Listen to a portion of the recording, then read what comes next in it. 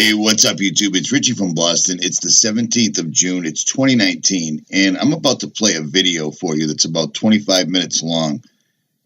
It's one of the big videos that YouTube and Google do not want you playing, but this channel has done an amazing job on this, and I think this information is pertinent.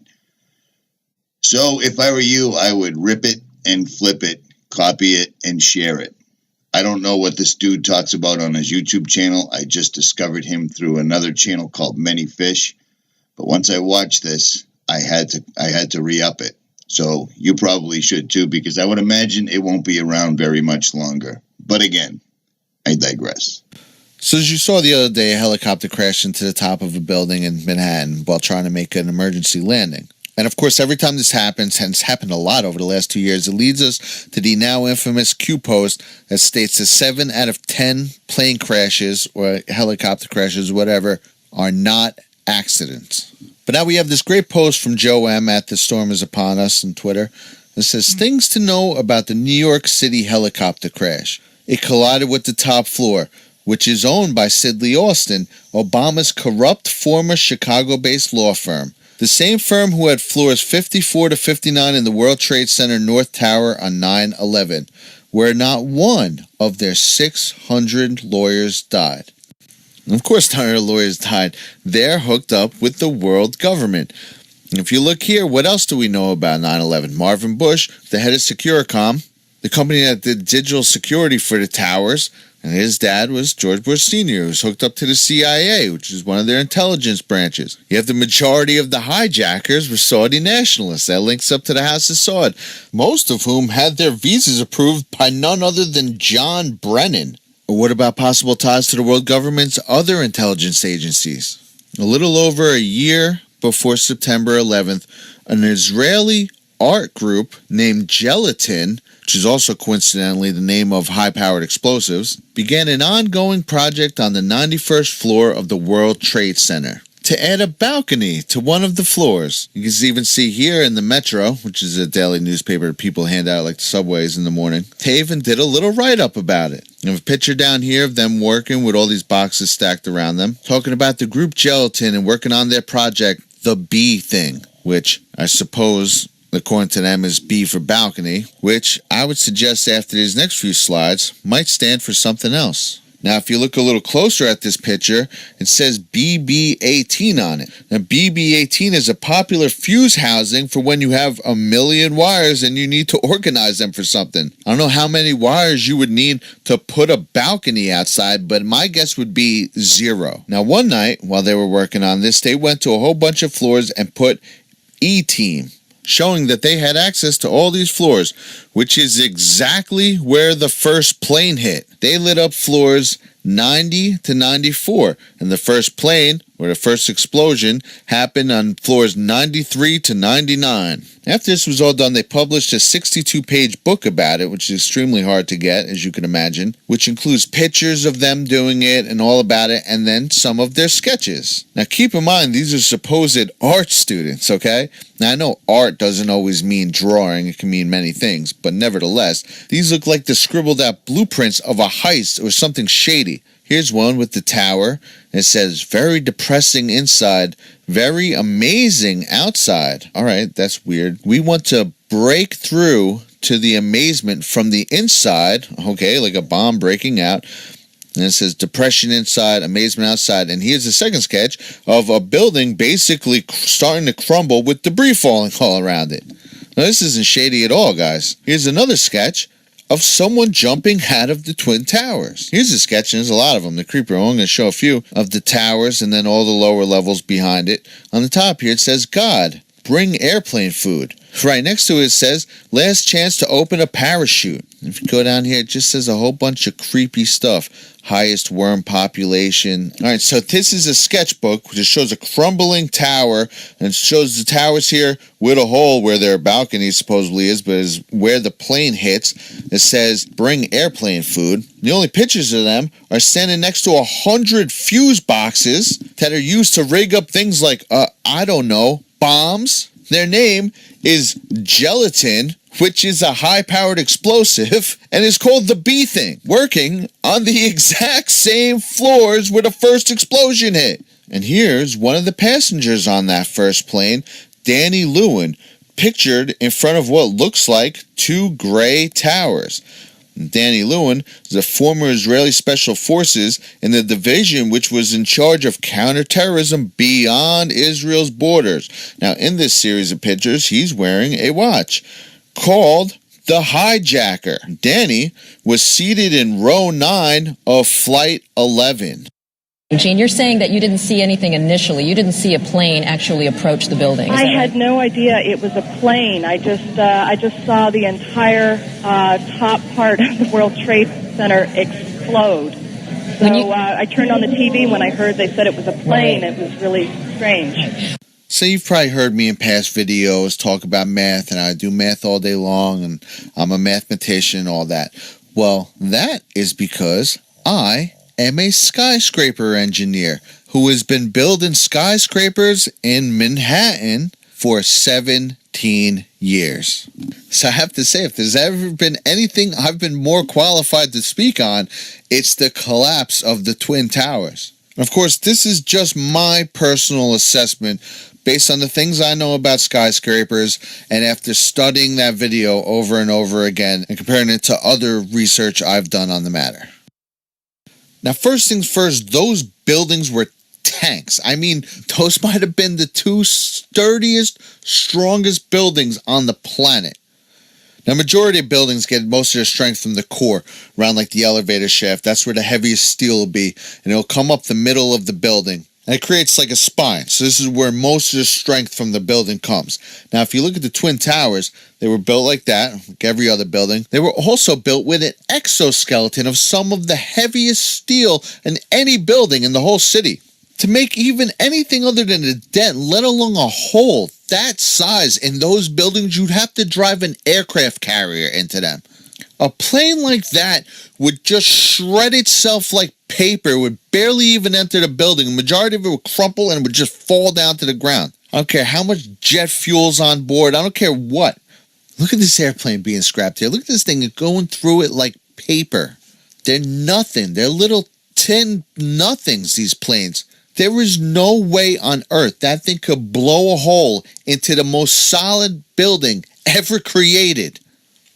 So now the second part of this. Let's say on some miraculous occurrence, it does blow that hole into the side. So now you got the top, however many, 10 floors or whatever, about to fall onto the bottom 90. And this is everyone's favorite theory. It says it's pancaked. The building just pancaked. It's like cringe every time I hear that. First of all, that's not even what pancaking looks like. When floors pancake, the horrible occurrence that this is, they stop. They go floor, floor, floor, floor. So look at this video right here. If you can see briefly, there's a lot of smoke. It drops the floor and stops for a second. Then it drops again. So look at this one collapsing. It collapses a floor and it falls over. These are the two most common occurrences with a pancake. It either goes floor, stop, floor, stop, floor, stop, floor, stop, floor, stop, floor, stop, floor, stop. Or it hits a floor and then falls over. The only thing that would have ever happened with those buildings, a steel building no less, so pancaking usually happens with a reinforced concrete building, not a steel building in the first place. But the only thing that would have happened is that it would either the top would have dropped the floor, dropped the floor, dropped the floor, dropped the floor, and you would have seen it in a horribly slow fashion, and eventually would have just hit the ground, or what would have most likely happened, it would have fell a floor and the whole top would have fell off onto the street. But neither of those things did happen, did it? No, it free fell. There's only one thing on earth that can make a building free fall perfectly into its own footprint, and that's controlled demolition. Period. It's not even up for debate. And then World Trade Center 7, which everyone wants to dismiss. Meanwhile, this is a building that would be one of the tallest buildings, if not the tallest building in most of the states in America. It's like an afterthought. Didn't have a hole in it where the top floor could have pancaked. No, it had fire. It had fire debris, supposedly, inside. The fires weakened it. And did it start to crumble from the fire? No. Did it fall over? No. Did it pancake? Obviously not. It also fell in free fall speed perfectly into its footprint. I mean, how are we still even talking about this 18 years later? Furthermore, if you look into 7, you can see this video where the squibs are popping out. It's exactly what happens in a controlled demolition. That's them. They cut the inside beams, and then they have bombs to go off one by one. And you can see them blowing out the windows of the building as they're exploding, first collapsing everything, and then it falls. Also, you have Silverstein in this interview saying that he gave the order to pull it, which is the only terminology for pull it is a controlled demolition. Okay, pull it, and then they hit the thing and it collapses. Maybe the smartest thing to do is pull it. And they made that decision to pull, and then we watched the building collapse.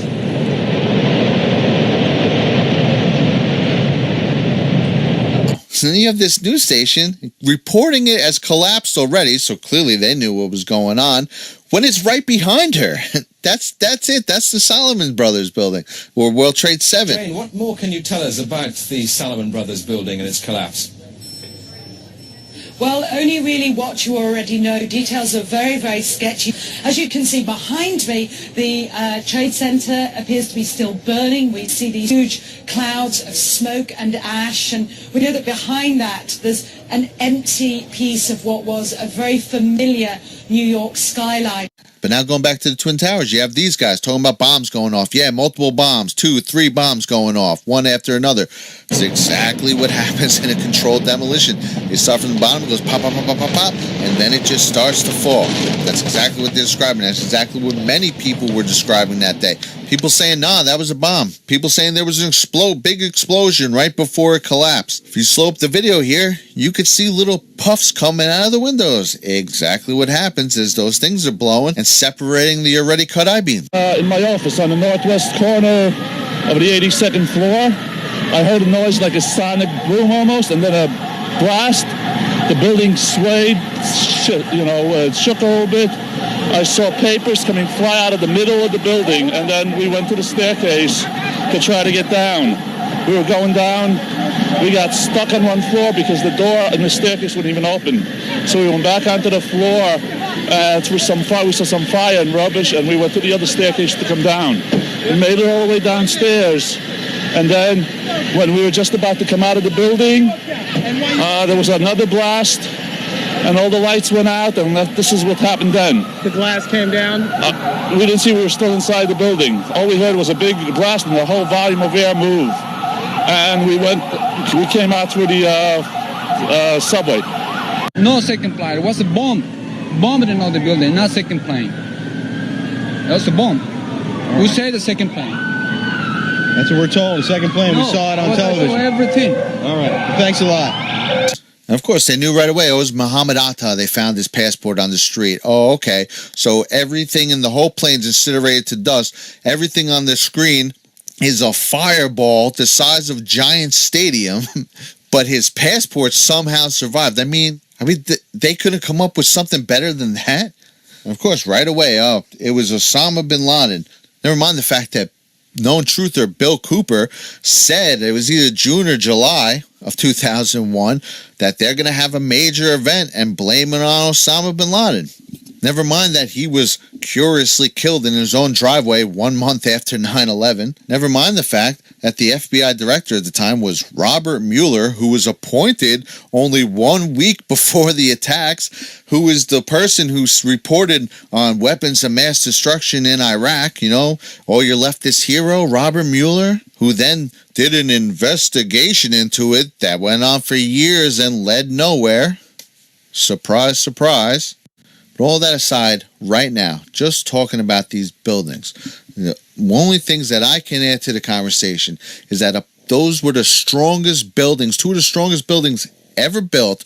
A plane would be like paper to them. It would never even penetrate it, let alone explode 2 full floors of it. And that this is not even what a pancaking building looks like, and would never fall like this. This building was an absolute tank.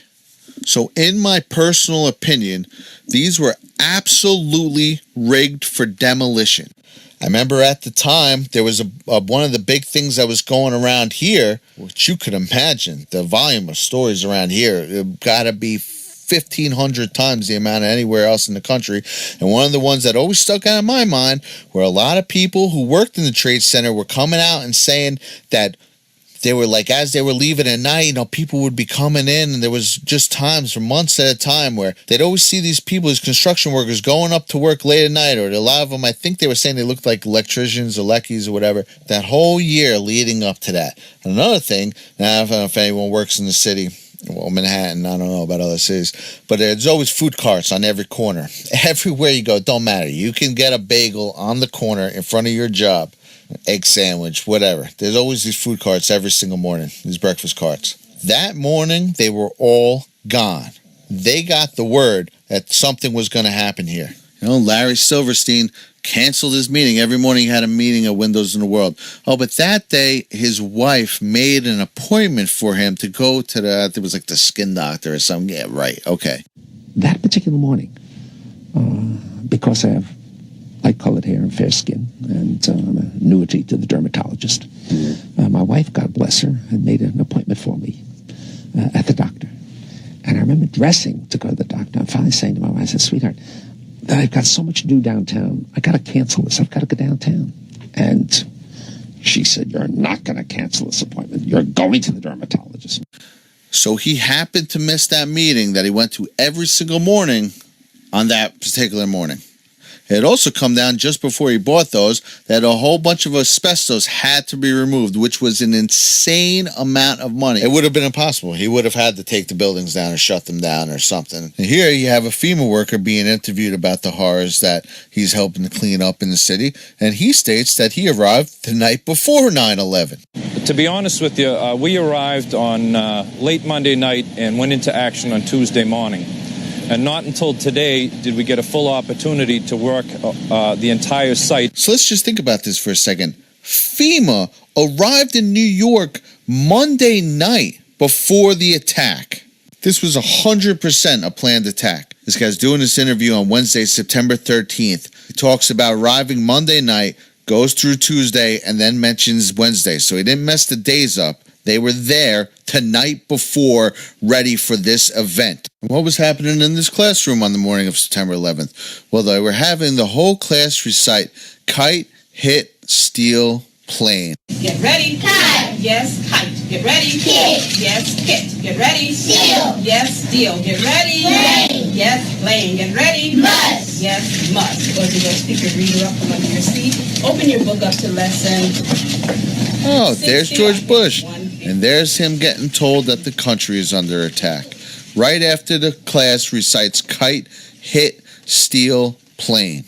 What happened right after September 11th? They signed the Patriot Act, giving away everyone's privacy. Fun fact, the Patriot Act was actually mostly drafted by Joe Biden in 1995. So quick recap.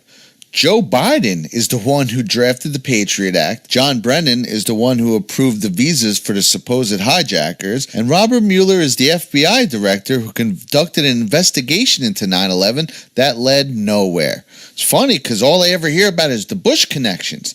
It's almost as if they're controlled by the same people. So what else happened on September 11th? Well, the day before, Donald Rumsfeld had announced that they were missing $2.3 trillion. Well, wouldn't you know, it was the Budget Analyst's Office where they were quote-unquote looking for this $2.3 trillion that exploded the next day. Or the flight that went down in Pennsylvania. You can see the crater right here. Well, there's the two wings. Well, what they don't tell you is that that crater was there already. The only thing that's new is the bomb hole in the middle. Finally, I'll leave you with Donald Trump's own words that day of the attack, followed by a montage of eyewitness accounts. And you could tell me whether or not this was caused by a plane crash or by planted bombs. Where we go one, we go all. Donald, you're probably the best known builder, particularly of great buildings in the city. There's a great deal of question about whether or not the damage and the ultimate destruction of the buildings was caused by the airplanes, by architectural defect, or possibly by bombs or aftershocks. Do you have any thoughts on that? Well, it was an architectural defect. You know, the World Trade Center was always known as a very, very strong building. Don't forget, that took a big bomb in the basement. Now, the basement is the most vulnerable place because that's your foundation, and it withstood that. And I got to see that area about 3 or 4 days after it took place because one of my structural engineers actually took me for a tour because he did the building. And I said, I can't believe it. The building was standing solid, and half of the columns were blown out. I mean, so this was an unbelievably powerful building. If you know anything about structure, it was one of the first buildings that was built from the outside. The steel, the reason the World Trade Center had such narrow windows is that in between all the windows, you had the steel on the outside. So you had the steel on the outside of the building. That's why when I first looked, and you had big, heavy I-beams, when I first looked at it, I couldn't believe it because there was a hole in the steel. And this is steel that was, you remember the width of the windows in the World Trade Center, folks. I think you know, if you were ever up there, they were quite narrow. And in between was this heavy steel. I said, how could a plane, even a 767 or 747 or whatever it might have been, how could it possibly go through the steel? I happen to think that they had not only a plane, but they had bombs that exploded almost simultaneously, because I just can't imagine anything being able to go through that wall. As we were getting our gear on and making our way to the stairway, there was a heavy-duty explosion. The whole building just collapsed on us inside the lobby. Was that a secondary explosion? Yes, it was. That was Yeah, definitely a secondary explosion. I heard a second explosion and another rumble. An hour later than that, we had that big explosion from much, much lower. It just went boom, it was like a bomb went off. And another explosion came right from it, just everyone flying. There were numerous secondary explosions taking place in that building. There were continuous explosions. No, the first explosion, and there was a second explosion in the same building. There were 2 explosions. Okay. Federal agencies that were down there do believe that there was some sort of explosive device somewhere else besides the planes hitting. There was another explosion that took place in one of the towers here. So obviously, according to his theory, he thinks that there were actually devices that were planted in the building. There was a secondary explosion, probably a device either planted before or on the aircraft that did not explode until an hour later. Then there was those secondary explosions and then the subsequent collapses.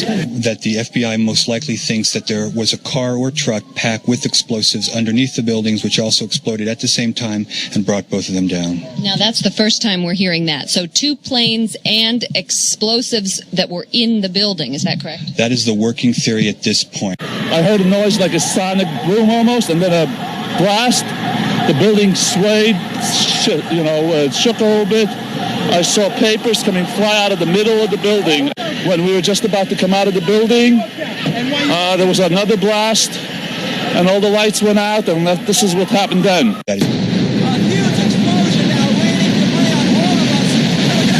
It sounded like gunfire, bang, bang, bang, bang, bang, and then all of a sudden 3 big explosions. About 50 consecutive bangs, and it fell down like a waterfall. And we heard the noise associated with an implosion. We heard a very loud blast, an explosion. We looked up, and the building literally began to collapse before us. We heard a loud explosion, and at that point, Building 2 was collapsing. At that point, we heard a large boom. I looked up and just saw the building coming at us. Do you know if it was an explosion or if it was a building collapse? To me, it sounded like an explosion. There was another major explosion. The building itself, literally the top of it, came down. All of a sudden, you hear explosion, and you could see the building starting to collapse. Huge explosion that we all heard and felt. We understand now there has been a secondary explosion on Tower 2. According to the Associated Press, another building that has either been attacked or exploded. The tower, rather, that has collapsed, though we are told, collapsed because of a third explosion. And about an hour later after that, there was a huge explosion at the base of the South Tower. That's One World Trade Center, and part of the building collapsed. We could hear a rumble, which was about 5 seconds long, preceding the actual collapse, and then a boom when each of those towers collapsed. Just seconds ago, there was a huge explosion, and it appears right now the second World Trade Tower has just collapsed. I was about 5 blocks away when I heard explosions.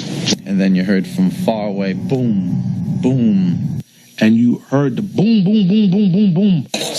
Floor by floor, it started popping out. It was if they had detonated. Yeah, If detonated. they were planned to take down a building. Boom, boom, boom, boom, boom, boom, boom. From the corner, boom, boom, boom, boom, boom, boom, boom, boom, boom. Just like 20 straight hits. And as the bombs were going, people just started running. And I sat there and watched a few of them explode. And it just started going pop. It just started going boom, boom, boom, boom, boom. And he goes, how fast? I go, like firecrackers. No second plane. It was a bomb. Bombed in the building, not second plane. That was a bomb. We started walking down the stairs. We made it to the 8th floor. Big explosion. Blew us back into the 8th floor. And I turned to Hesh. I said, this is it. We're dead. We're not going to make it out of here.